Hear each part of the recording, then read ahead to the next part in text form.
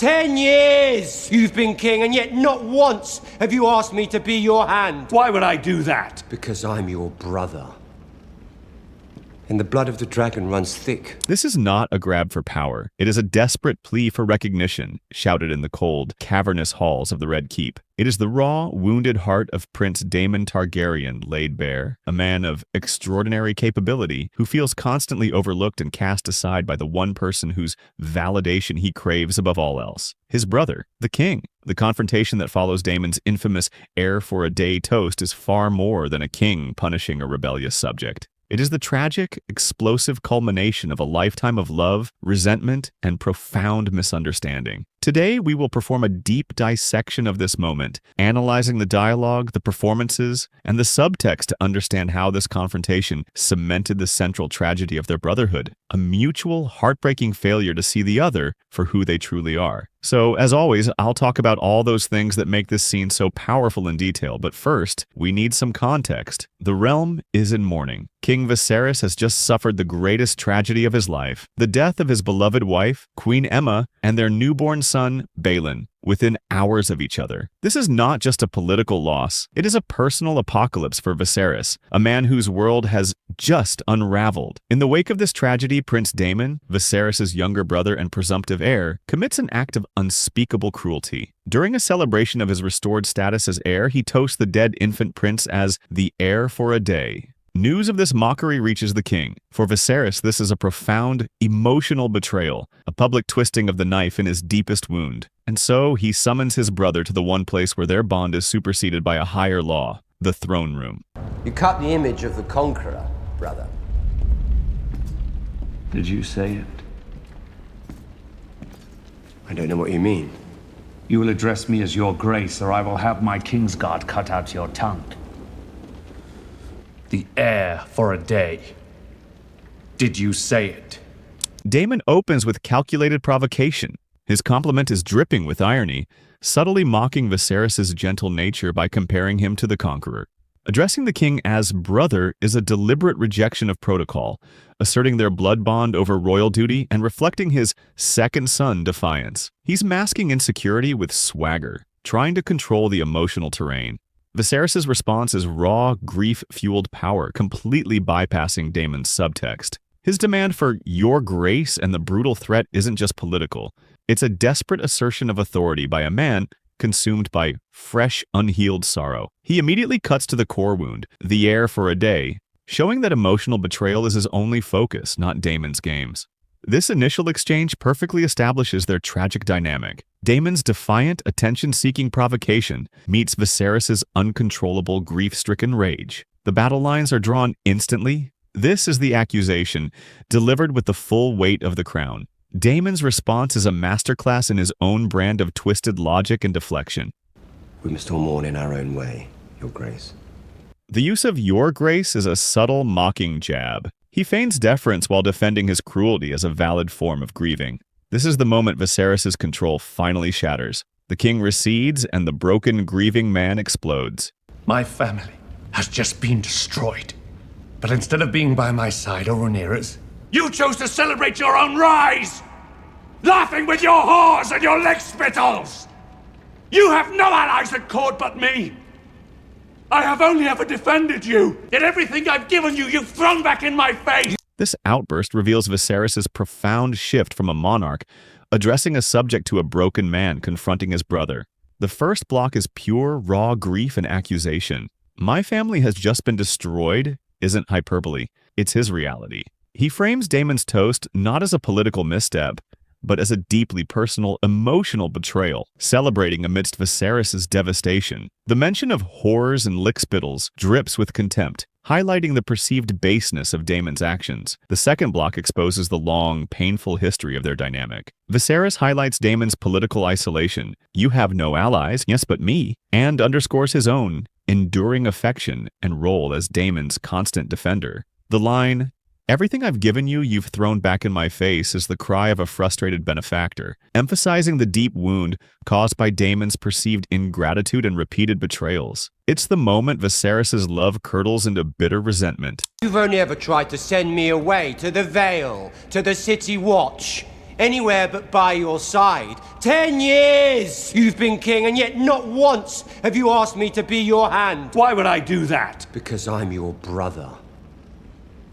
And the blood of the dragon runs thick. The first line is a direct expression of his second son syndrome and status anxiety. It's not just a complaint about being overlooked for a specific job. It's a cry of profound personal and political neglect. For 10 years, he feels his capabilities have been ignored, and he has been relegated to lesser roles, the Vale to the City Watch, instead of being granted the position of trust and authority he believes he deserves by his brother's side. The second line is his justification, rooted entirely in Targaryen exceptionalism and blood loyalty. Because I'm your brother is his ultimate argument, highlighting his belief that kinship should override all other concerns. The blood of the dragon runs thick reinforces this. It's an assertion that their shared, powerful heritage inherently qualifies him and demands Viserys' trust. It's a desperate plea for validation based solely on birthright, tragically ignoring the reasons Viserys distrusts his character and ambition. Then why do you cut me so deep? I've only ever spoken the truth. I see Otto Hightower for what he is. An unwavering and loyal hand. A cunt. A second son who stands to inherit nothing he doesn't seize for himself. Otto Hightower is a more honorable man than you could ever be. Viserys' raw, emotional question, then why do you cut me so deeply, is the heart of his pain, directly challenging Daemon's claim of blood loyalty by pointing out the immense suffering he causes.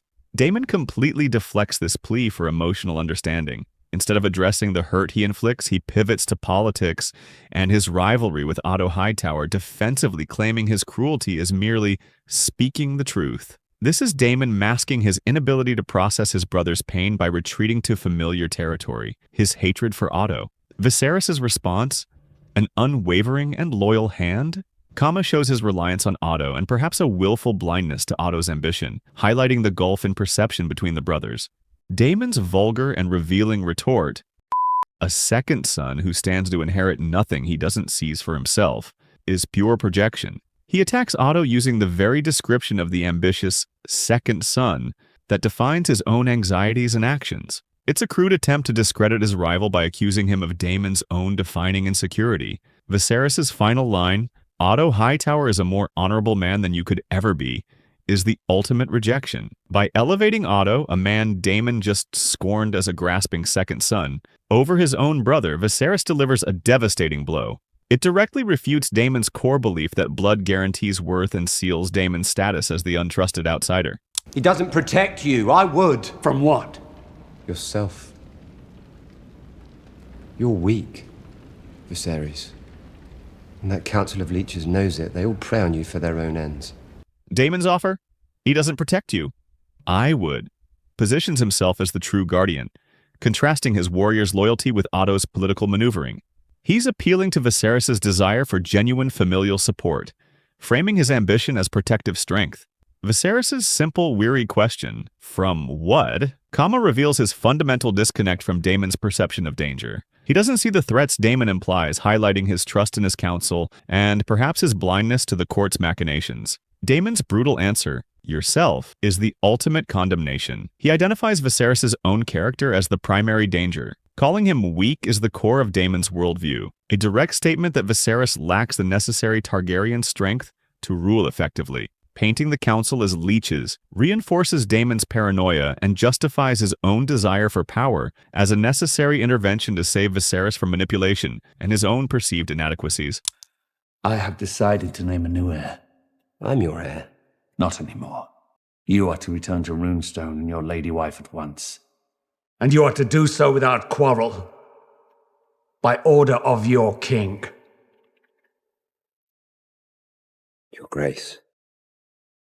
Viserys' declaration, I have decided to name a new heir, is the final devastating consequence of Daemon's actions. It's the king acting decisively, triggered by Daemon's perceived weakness and ultimate insult. Daemon's desperate retort, I'm your heir, is a childlike assertion clinging to the status he believes is his by blood right, highlighting his failure to grasp the severity of his transgression. Viserys' cold reply, not anymore, coupled with the order of exile to Runestone and his hated wife, constitutes the ultimate exclusion. It's a formal, political, and emotional severing, cementing Daemon's status as an untrusted outsider and denying the very blood bond Daemon invoked. Daemon being physically stopped by the Kingsguard visually underscores the enforcement of royal authority over his defiance.